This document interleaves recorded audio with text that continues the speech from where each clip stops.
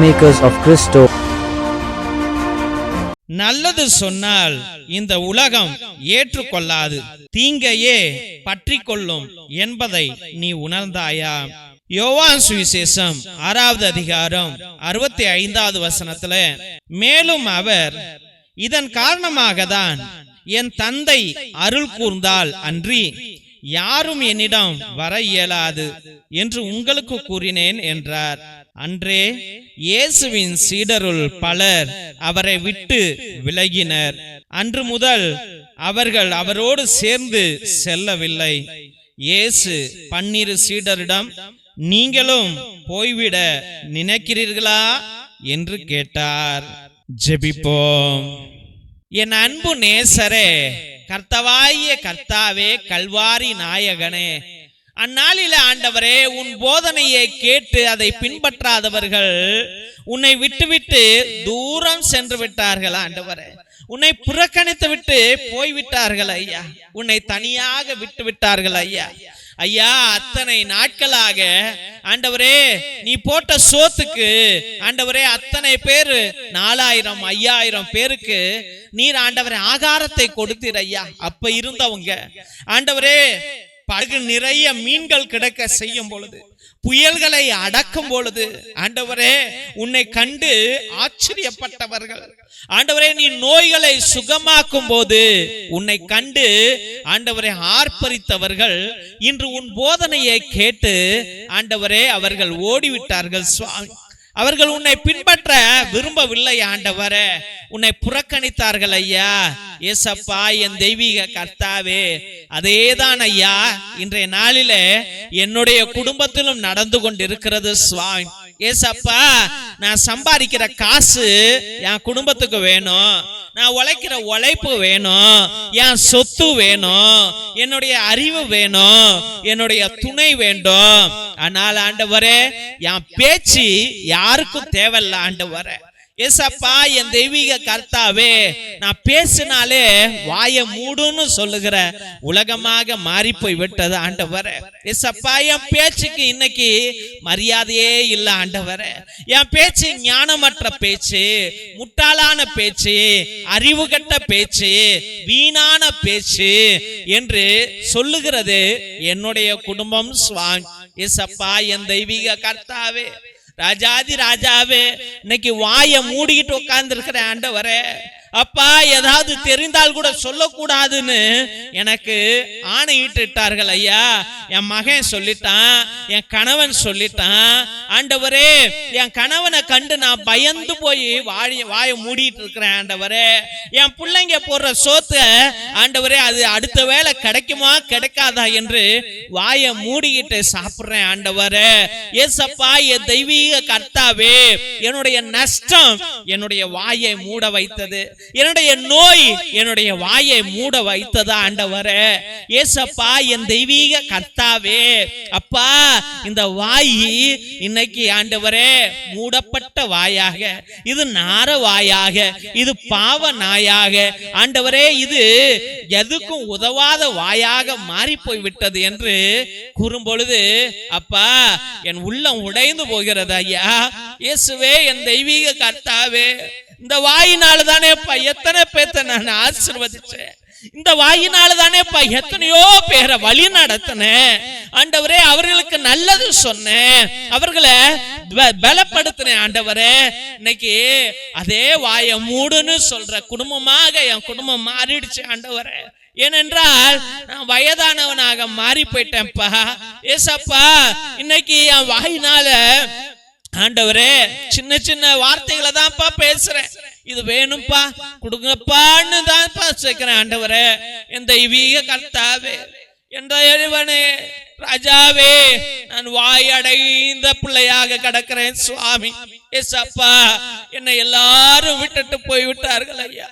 இன்னைக்கு அனாதையாக பேசுறதுக்கு கூட ஒருவன் கூட இல்லையா ஆண்டவரே. நானே தேடி தேடி போய் யார்ட்டையாவது பேச வேண்டியது இருக்குது ஆண்டவரே. ஏசப்பா, என் தெய்வமே, நான் தோல்வி அடைந்ததால், என்னை விட்டு எல்லாரும் சென்று விட்டதால் ஆண்டவரே, இவன்ட்ட போய் என்னத்த பேசுறது, இவள்கிட்ட போய் என்னத்த பேசுறதுன்னு சொல்லுகிற உலகமாக மாறி போய்விட்டது ஐயா. அப்பா, நான் நோய்வாய்ப்பட்டு படுக்கையில கிடப்பதனால ஆண்டவரே, என் பேச்சை கேட்பார் யாரும் இல்லை, என்னிடம் வந்து பேசுவார் யாரும் இல்லை.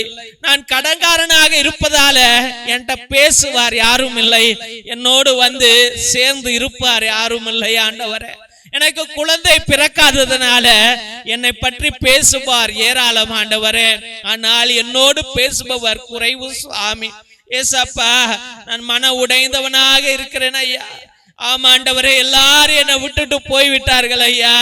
நான் பேசின பேச்சின் நிமித்தமே ஆண்டவரே, நான் மற்றவர்களை அவதூறு பேசியதாலா, அவமானப்படுத்தியதாலா, நான் அடங்காமல் பேசியதாலா, நான் ஆணவத்துல பேசியதாலா தெரியலையே ஆண்டவரே.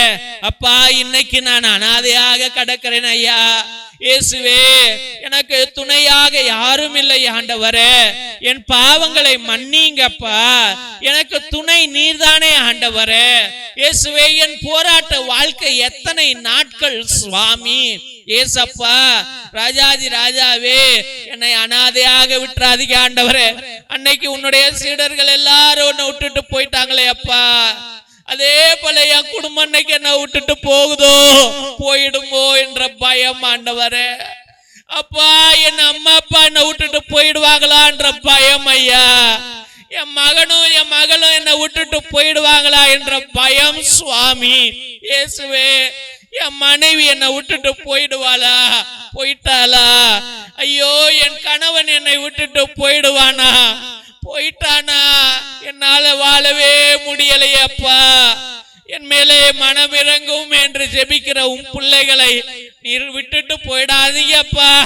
இயேசுவே, நீர் தானே ஐயா துணை ஐயா. ஆண்டவரே, எனக்கு பலன் இல்லப்பா, எனக்கு பலனை கொடுங்க ஆண்டவரே.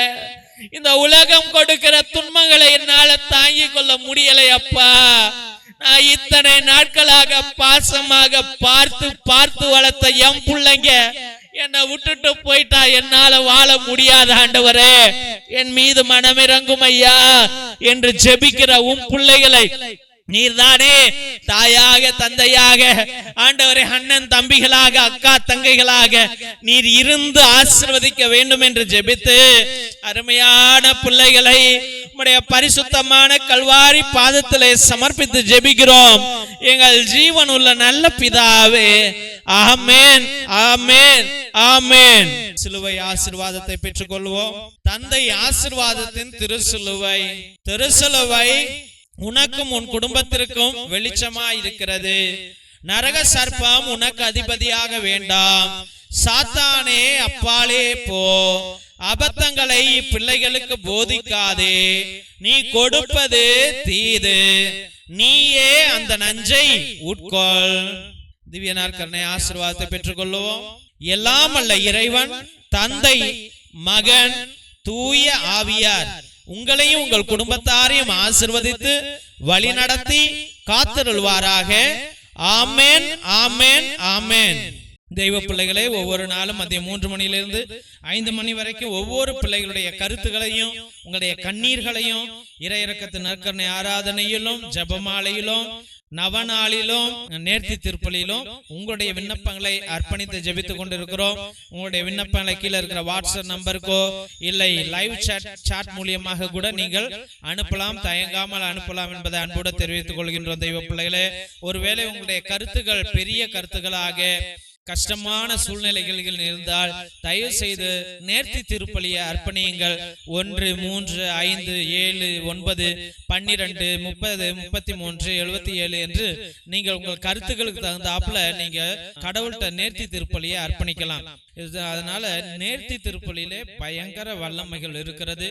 ஒரே குருவானவர் 2 மணி நேரம் உட்கார்ந்து உங்களுக்காக ஜெபித்து கொண்டிருக்கிறார் என்றால் எல்லா ஜெபங்களையும் ஒரே சாமியார் உட்கார்ந்து இந்த பிள்ளையை ஆசீர்வதிங்கன்னு ஜெபங்களை சொல்லி சொல்லி கேட்கும் போது எவ்வளவு வல்லமை இருக்கும் என்பதை நீங்களே சிந்தித்து பாருங்கள் என்பதை அன்போடு தெரிவித்துக் கொள்கிறோம். தெய்வ பிள்ளைகளே, நிச்சயமாக நாங்க ஒரே ஒரு உதவி கேட்கிறோம்.